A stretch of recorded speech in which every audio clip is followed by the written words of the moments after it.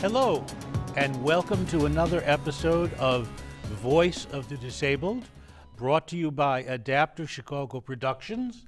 I am Joel Margolis, your host and lead interviewer.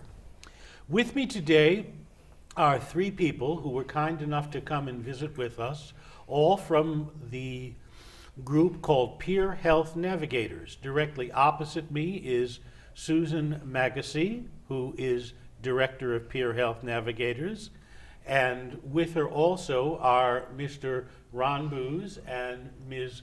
Ryann Brown, who are on her staff. Susan, could you tell us in brief just what is Peer Health Navigators?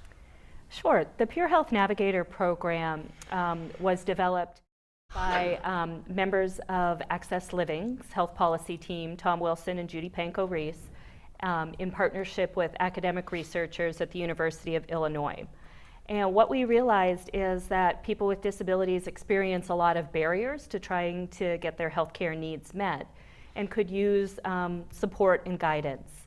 So the Peer Health Navigators are members of the disability community who have some specialized training and work with them one-on-one to help break down some of those barriers to care. Now, how many navigators are there? In our program, we have a total of 9 Peer Health Navigators. Now, are the Peer Health Navigators engaged in direct social service to clients? Yeah, they provide direct service and support. So our program is officially called OPENS, which stands for Our Peers, Empowerment and Navigational Support. So our Peer Health Navigators work directly with people, help them identify what their needs are related to healthcare. They set goals together, and then they create an action plan to help get those goals met. And all clients are disabled individuals? Yes. Yeah. Okay. Right now, we're targeting people with physical disabilities as a starting point. Now, does this mean that we can characterize Peer Health Navigators as a private, not-for-profit social service agency, or is that not an accurate description? I would say that's not quite accurate. We are actually part of a research study that is funded by the National Institute on Disability, Independent Living, and Rehabilitation Research. Is that a private foundation? No, it's government. Government Okay. funded. So we received a research grant to develop the Peer Health Navigator program, to implement it or try it out. And then we're also evaluating it to see if people who receive Peer Health Navigator services have better outcomes related to quality of care, access to care, and also in their own health. So your end goal here, if I understand it correctly, is actually a research purpose.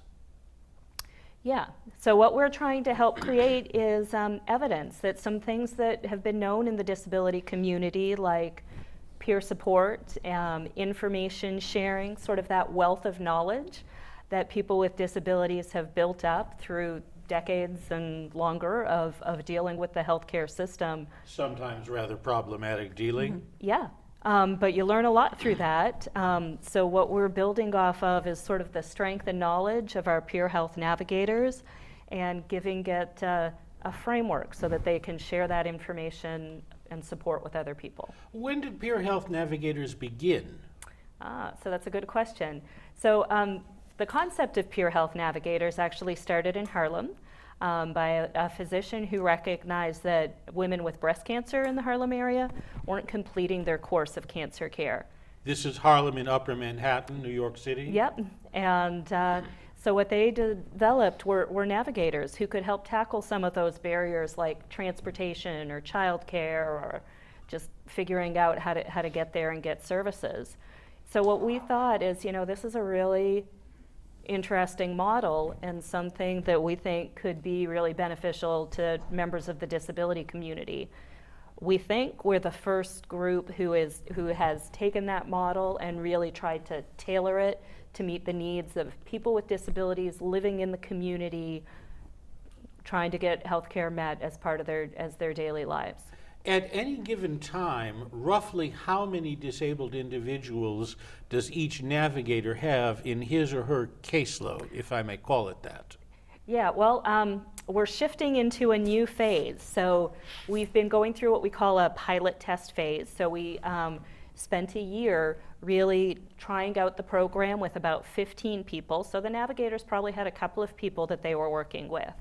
And now we're ramping up. So we're moving into an evaluation phases. So caseloads are going to pick up. But we're hoping by the end of the year that people will have a maximum caseload of about 7 to 8 people.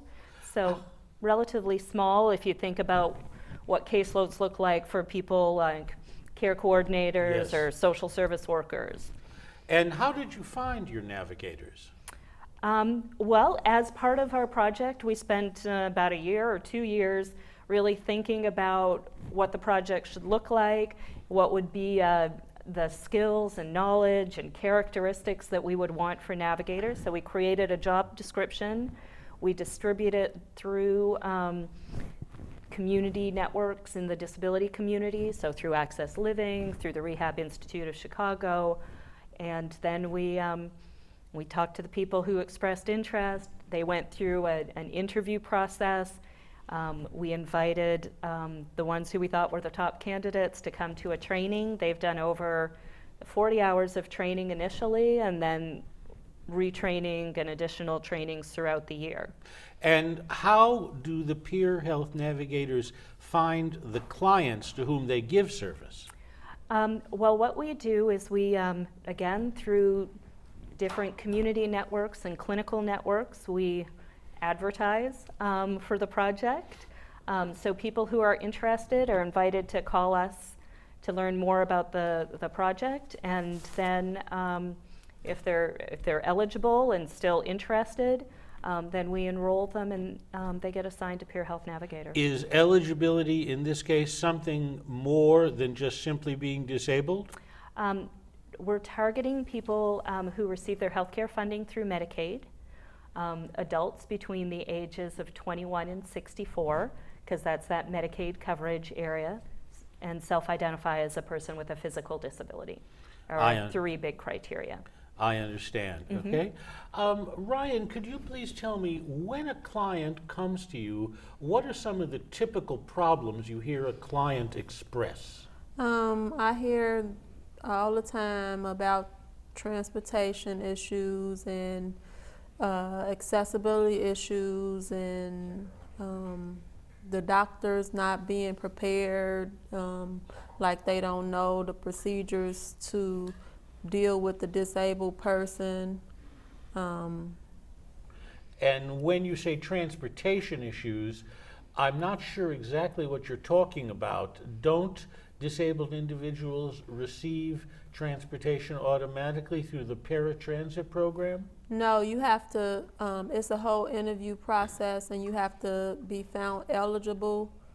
I don't know what their exact criteria is, but I went through I had to call RTA, and then I had to, they sent me a application, and I had to fill it out to the best of my ability, and then call them when I finished the application, and they set up an interview for me, and then a PACE carrier came and got me to go to the interview.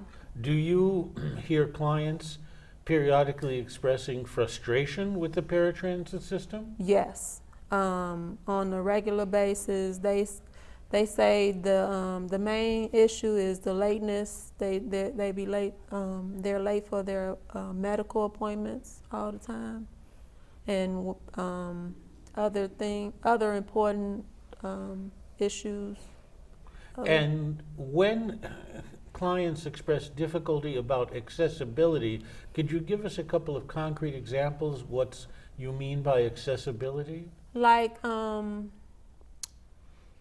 their doctor's office, for instance, they don't have the right equipment, like the adjustable tables, and they don't have they're not equipped for disabled people. Now, when you hear clients expressing frustration with either paratransit or with the equipment in a doctor's office, what can you, as someone based in a research study at UIC, what can you realistically suggest that they do? I suggest all the time that they call their aldermans and make a complaint about them not the places not being accessible, and also report it to the state of Illinois.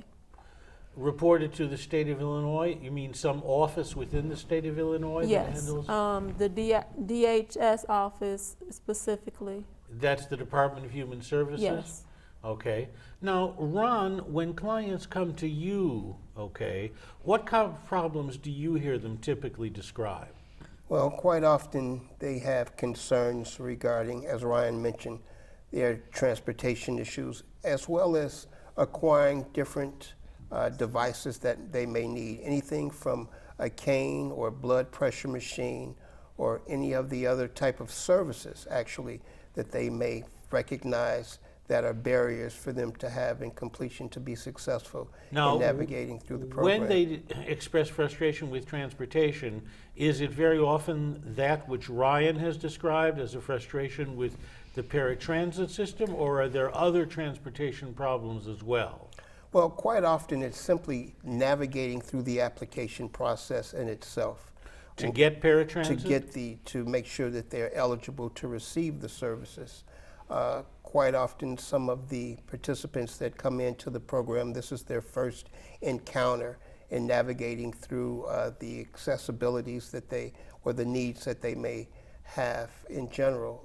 Their transportation needs and them acquiring different medical devices. This is all new to them. And of course, there's a process in terms of recognizing first, are they eligible, getting the proper documentation in place from whether it be their specialists in terms of their medical services or their doctors, or even recognizing who's going to pay for it. Is their insurance company going to cover the items that they're in need of? Now, when you talk about difficulty obtaining equipment, I think many of our viewers might be under the impression that someone who is a disabled individual and has Medicaid coverage can simply obtain whatever medical equipment they need automatically. Are you suggesting that it's not quite so simple as that? Absolutely. It's definitely not just as simple as that. We wish that it were, but there's a process in everything. And I believe that they need to recognize that they should get that referral from their doctor. The doctor and the patient need to be on the same page and simply identifying what type of equipment that they're in need of, and then getting that equipment approved, and then getting that equipment approved in terms of payment by the insurance company. And they have to go through that systematically to make sure that it's simply expedited in a manner that they can receive it as quickly as possible. Now, I already hear you describing several discrete steps in this process, beginning with the doctor and the patient hopefully being on the same page. If I hear you correctly, you're sometimes encountering situations where the doctor and patient are not on the same page, so to speak? Well, yeah, that can often be the case. For instance, if a patient recognizes that they need some items in their home, maybe safety rails in the bathroom, for instance, then they need to relay that to the doctor and express to the doctor that that positioning of them in the bathroom might be a dangerous encounter in terms of slip and falls. And the doctor needs to recognize, is this truly the position that the patient is in, that they have these different type of liabilities in terms of being safety issues in their own home. Now, when you say the doctor needs to recognize this, are you suggesting that there are cases wherein a doctor who is a licensed physician in the state of Illinois may not recognize that the patient has certain needs for furnishing in the home? Well, of course, we would hope that the patient and the doctor have a dialogue between them, and there's an area of them being comfortable and expressing the needs and concerns. And it's quite easy for the doctor to recognize the needs of the patient, but more so the problems might be with the insurance company. Now, what kind of problems do you encounter with the insurance company? If indeed the patient has Medicare, shouldn't payment just flow into place? Nothing flows into place. And that's unfortunate. I think you just said a lot. And that's, of course, that can be quite discouraging to the participants that we work with. And so again, the ideal of the program is to empower them and for them not to be discouraged, for them to recognize the system that's in place is that, of course, if the doctor recognizes this is a need that their patient has, that has to be relayed to the insurance company, and it's usually in a manner of paperwork. And that paperwork, as we all know, can get botched down in the system, and that can really start the frustration period where the client or the participant in the program is recognizing maybe this isn't going to work for me. Now, and I think, go sorry, ahead, I just Susan. wanted to add, I think it's important to realize that the healthcare system isn't just one system. You know, they've already talked about transportation and dealing with the doctor and dealing with the insurance company. So to be really successful in coordinating all your care, you have to deal with all those different complex systems, and it can be overwhelming to everybody, quite honestly. And I think that's what the navigators are really good at, is helping people, you know, take a bite out of some of that complexity and say, hey, I've seen this before. Let me help you walk through it. Let's do this together. Now, Ryan, do you hear clients who have difficulties obtaining insurance reimbursement? Yes. For like wheelchairs, they don't like to cover the insurance company don't like to cover wheelchairs or walkers, or if you buy a cane from Walgreens, I feel you should be reimbursed for that, because it's like if it was a need. There was a need and you didn't have time to go through the steps, the proper protocol, and that's unfortunate that they have those types of problems. Are you saying that there are cases where the client is supposed to buy from a certain specific provider according to the insurance company regulations? I don't. I have no knowledge of that, but that's basically the point. Okay. Now, Ron, are you encountering situations where insurance coverage companies or insurance providers are saying that the equipment should come from only one source? Well, they usually have a list of different sources that they are able to purchase the equipment that is needed. And you have to take into consideration the logistics of where those locations may be, making it more accessible for the participant to actually be able to reach out and contact those different agencies or those different companies. It's a matter of setting up an appointment. When we come into, of course, wheelchairs and other different type of mobility devices, they have to be measured for those devices. They have to take into consideration the home or the living quarters that they're in. Is it going to be accessible for them? Is there a ramp at their home or something like that? So there are a lot of other different components in simply not being able to just say there's a need for this, here's where you go purchase it. You have to take into consideration all of the other variables in purchasing different equipment, so that this is going to be something that that participant or that client is going to have for quite a long period of time, and they're going to quite readily be depending on that equipment. So Well, the area of yes, equipment is really a strong advocacy focus with our partners over at Access Living, that they are restricting access. There's a closing of clinics and providers of mobility devices here in the city of Chicago, and that's something that's definitely playing out, and it's something that's high on the radar screen of the disability advocacy community. Now, in addition to providing the client with data or technical information where they might obtain a certain piece of equipment, how they need to file for reimbursement and the like, what I'm hearing in between the lines of what you're saying is that clients often come in and are feeling frustrated or depressed with their experiences. Is that the case? Yes. Quite often, yes. Now, when a client encounters resistance on something such as reimbursement that they are fully entitled to, okay, what can you say to the client in that case, Ron?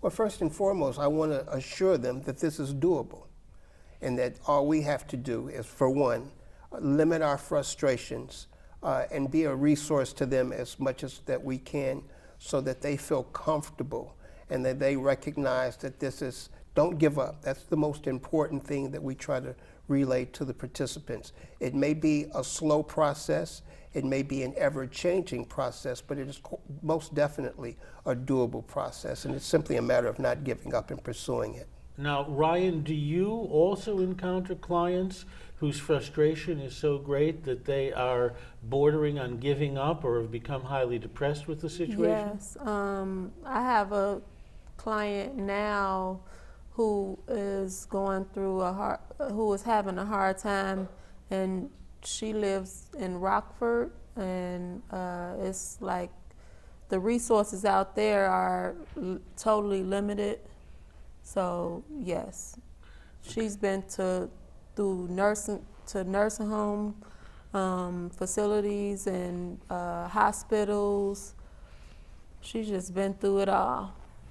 Now, when a client is experiencing difficulty, okay, obtaining either reimbursement or obtaining the proper equipment, okay, are there suggestions that you can make to the client as to how they should handle or manage the conversation that they have, for instance, with the insurance provider, such as, you know, what kinds of questions to ask, what kinds of questions to avoid, how to express their dissatisfaction?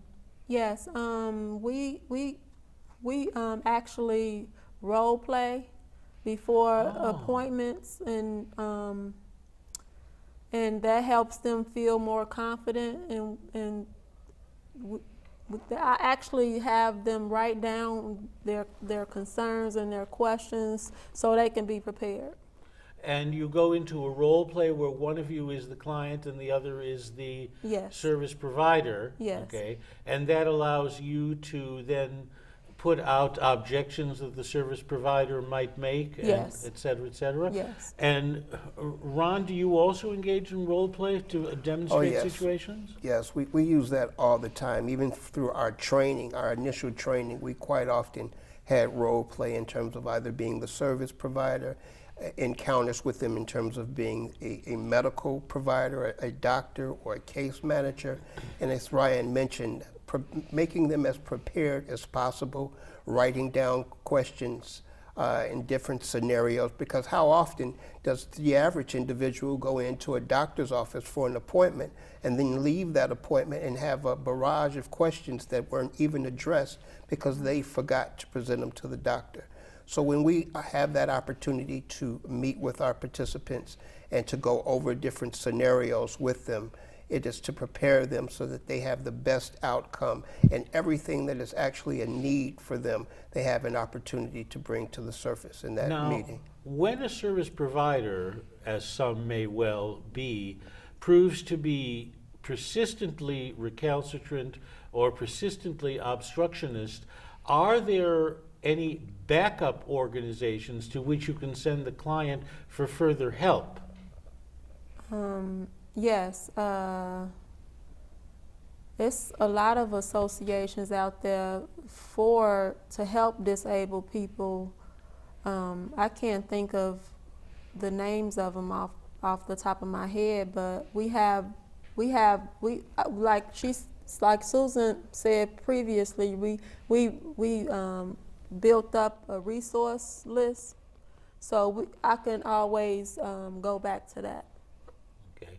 Now, Susan, it's clear to me that your health navigators, okay, have really been on the front line of dealing with some very thorny issues, okay? Absolutely. How long now, as of now, April 2018, have your healthcare navigators actually been providing advocacy service to clients? So they've probably been with us for 2 years.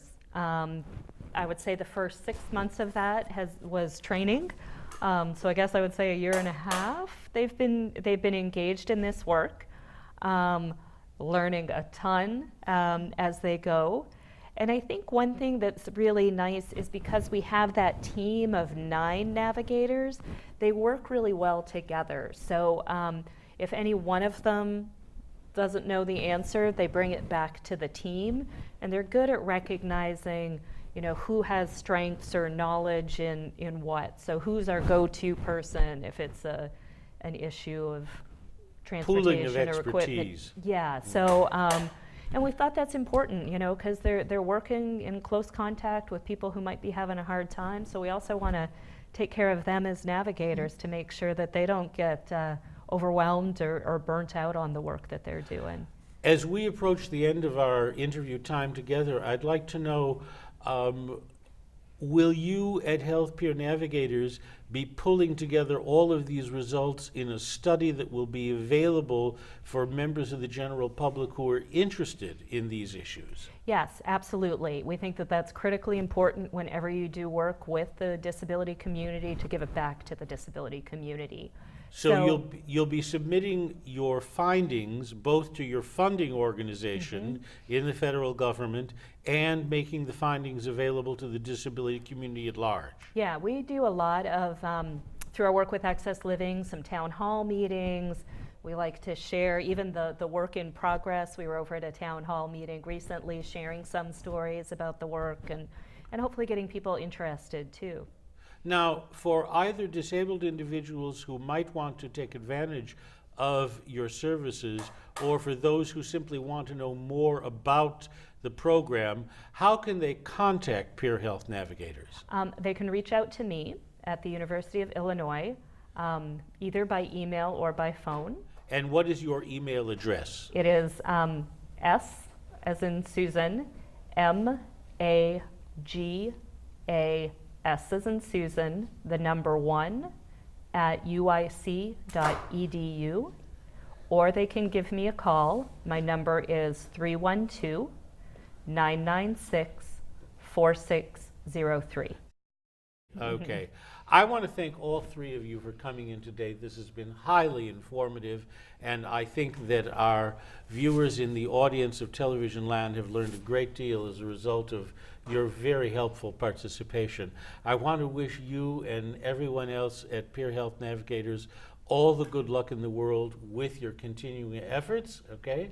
And I want to thank our viewers for joining us once again here at Voice of the Disabled, brought to you by Adaptive Chicago Productions. With me today have been Susan Magosi of the Peer Health Navigators study at UIC, Mr. Ron Booze, and Ms. Ryann Brown, okay?